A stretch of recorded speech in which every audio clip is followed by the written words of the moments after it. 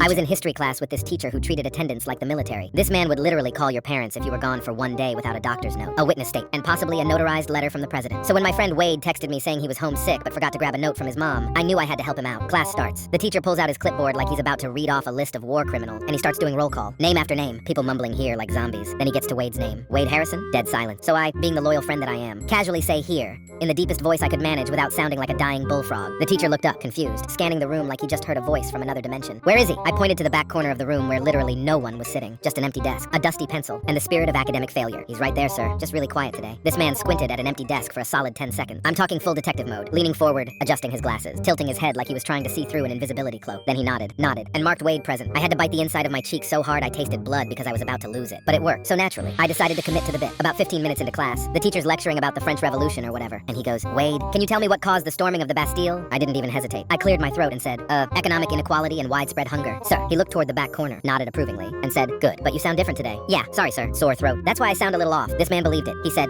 makes sense. Drink some tea when you get home. Will do. Sir, I was having the time of my life. For the next 50 minutes, I was a full-time ventriloquist for a student who didn't exist. Every time the teacher asked Wade a question, I answered. Every time he looked at the back corner, I'd nod toward the empty desk like Wade was just shy. I even coughed once to really sell the sore throat storyline. At one point, another student looked at me like I was performing a seance, but I just mouthed, don't ruin this, and kept going. Everything was going perfect. Until the end of class, the bell's about to ring. Everyone's packing up, and the teacher goes, oh, Wade, before you leave, can you stay after to discuss your essay? I had some concerns. My soul left my body. I froze, backpack halfway zipped, just staring at the teacher like he just asked me to solve world hunger. What was I supposed to do? Walk to his desk and pretend to be Wade? Fake a medical emergency? Set off the fire alarm? But I'd come too far to back out now. So I stood up, started walking toward his desk, heart pounding, trying to figure out how I was going to explain why I sounded like a completely different person up close. And that's when another teacher walked into the room. She looked at me, looked at the teacher, and said, hey, isn't that Marcus? The room went silent. My teacher looked at me, then at the empty desk in the back, then back at me. His face went completely red. Detention. 1 week. Go.